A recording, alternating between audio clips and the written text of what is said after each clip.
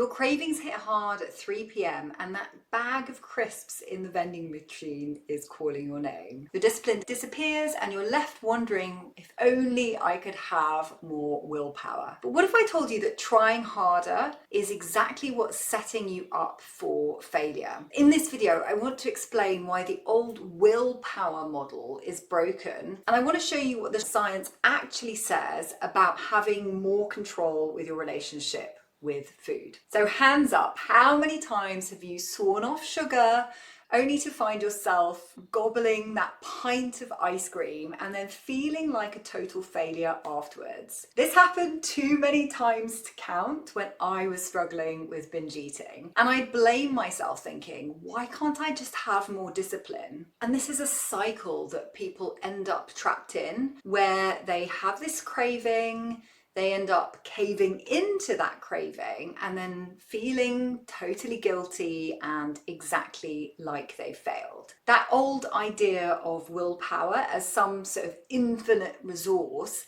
is just not how it works. It's actually more helpful to think of your self-control a bit like a phone battery. So every decision that you're making all day, every day, so from things like what to wear or how to answer that stressful email to your boss, all of those little micro decisions, they are draining your battery every single day. So by the time 3 p.m. rolls around, your battery is in the red, and ideally you could do with a recharge.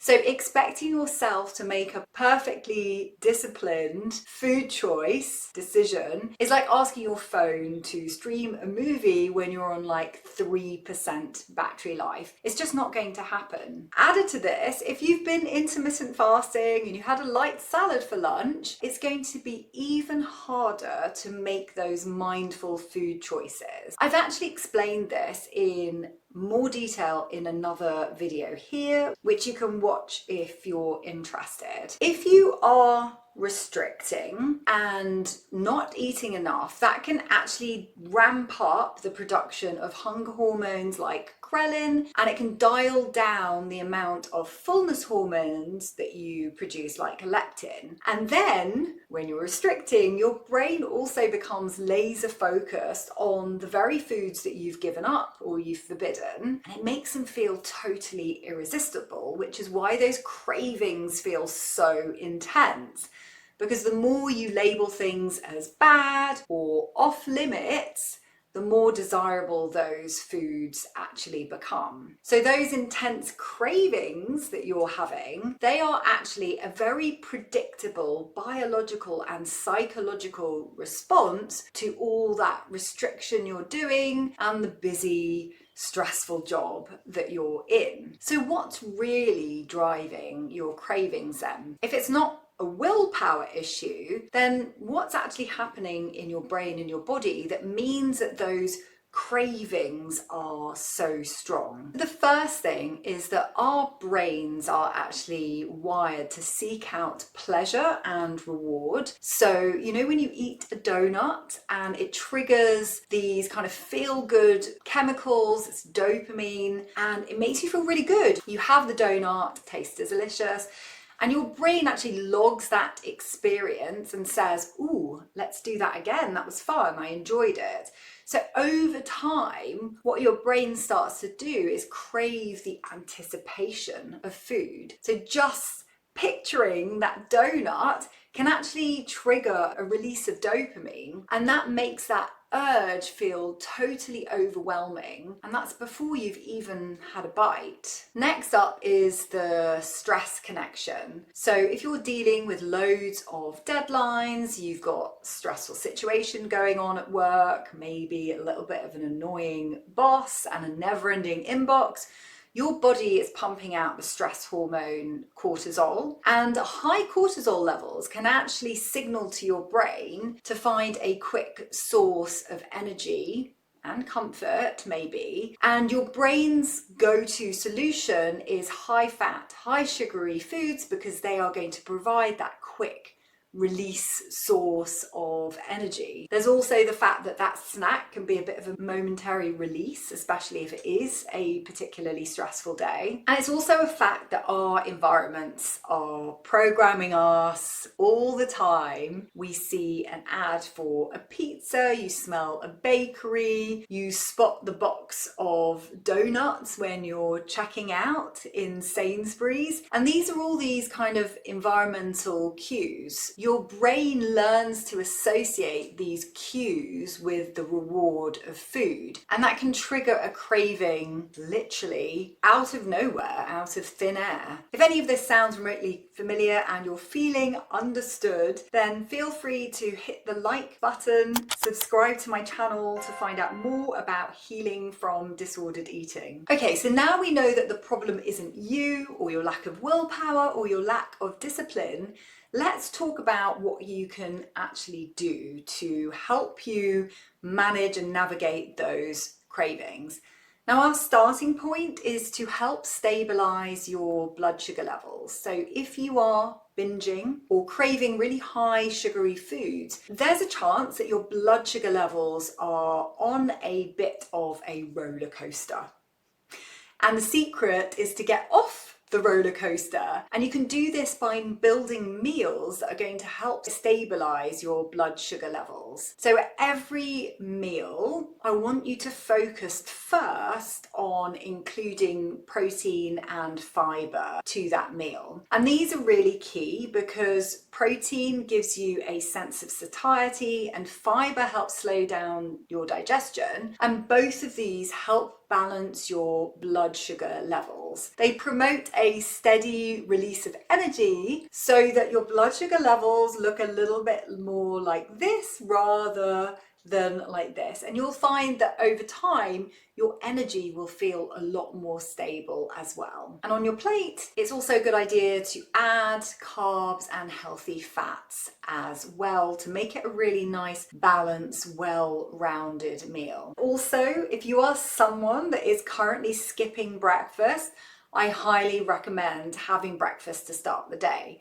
Now, you might say to me, but Lara, I'm not hungry in the morning, and that's fine. If you're really not hungry, just have a very small something, protein plus fiber. So a little spoon of Greek yogurt and half a banana, or one piece of toast with some peanut butter on it.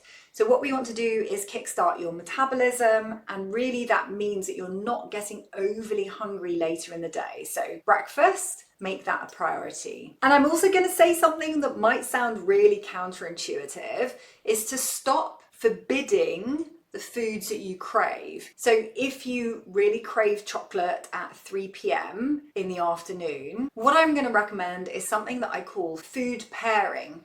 So if you want that piece of chocolate, I'm going to recommend that you add something to it to make it a more balanced snack. You fancy the chocolate, maybe add something that has fiber in it. So have it with an apple alongside. By having something with protein or fiber alongside that food that you are craving, it means that you're not going to get such a huge blood sugar level spike. But actually, more importantly, this simple shift of allowing these so-called forbidden foods, it actually robs that food of the power of the hold that it has over you.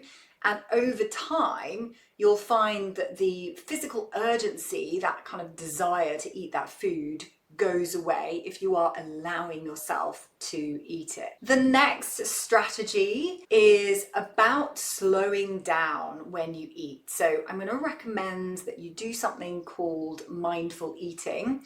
So much of our eating, especially when we're busy and we're rushing from thing to thing and we've got a million meetings every day at work, we end up eating on autopilot. So whether it is at our desk or maybe at home in front of the TV or scrolling on social media. And because we're mindlessly eating, we actually are not allowing ourselves to tune into our body's natural hunger and fullness cues, which means often that we end up overeating or we end up feeling unsatisfied after a meal, and that sends us right back to the fridge to see if there's something else that we can eat. So my recommendation is mindful eating, and that's simply the practice of paying full attention to the experience of eating. So I want you to slow down, and I want you to give your brain the time to actually catch up with your stomach. It takes a while for that sensation from stomach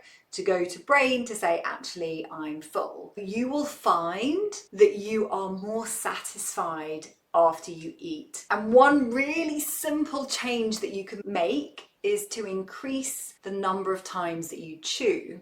When I work with clients, most of them tell me that they don't chew enough. Maybe they're doing 4 or 5 chews per bite. And I want you to increase that dramatically. So aim for 10, 15 or 20 chews every single bite. And this really helps you slow down the eating process, actually helps you digest your food better, and it means that there's more time for your brain to register that sensation of fullness. And another thing that you can do is just make sure that you've turned off all distractions. So don't scroll on social media, switch off your emails, switch off the TV, and sit down somewhere to eat properly and slowly. The next step in the process is to learn the difference between physical hunger and emotional hunger.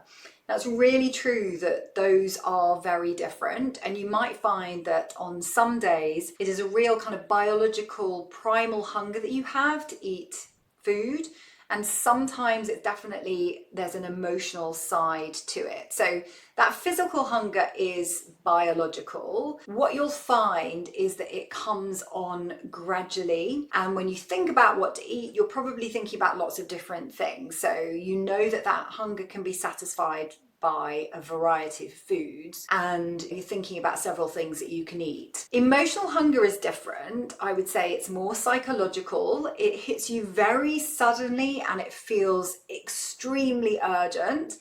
And often you are wanting one specific type of food or one specific food. So it could be a specific chocolate bar or a specific type of crisps or some ice cream maybe. And the thing is that what we are doing in this instance is that we are eating when perhaps we need to address it in a different way.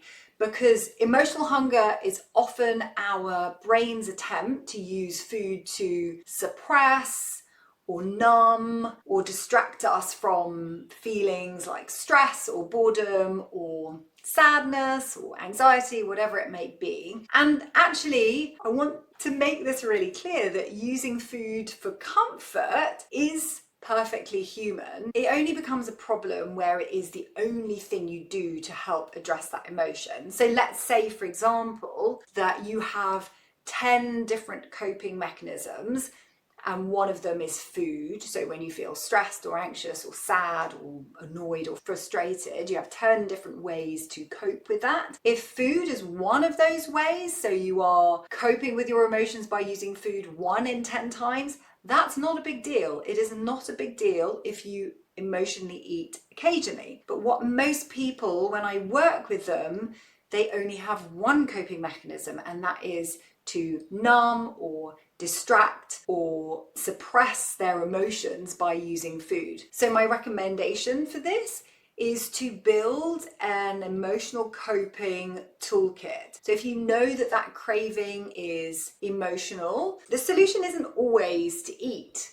It's perhaps to pause and ask yourself, what am I actually feeling right now, and what do I truly need? So the goal is to actually give yourself what you need. So if you are sad, do something to help process that sadness. Or if you're feeling frustrated or annoyed, or if you're bored, maybe do something to give you some stimulation rather than just reaching for food. Now, actually, this idea of building a new emotional coping toolkit, I went into a lot of detail talking about that in one of my previous videos. It's here, this is what it looks like, and the link is here. So I highly recommend, if this is something that you want to do, Go and have a look at that video and you can work out, different ways to build that emotional coping toolkit. So to wrap up a little bit, managing your cravings may have felt impossible before, and that's because you are focusing on trying to fix it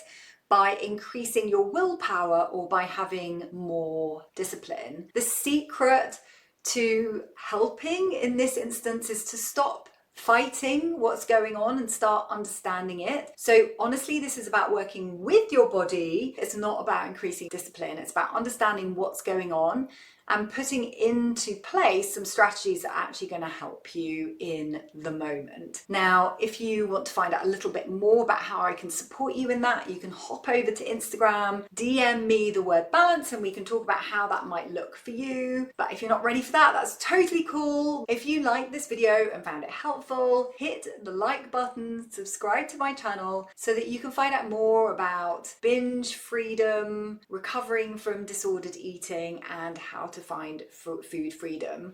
Or you can check out these videos next for more tips and strategies, and I will see you in the next video. Bye for now.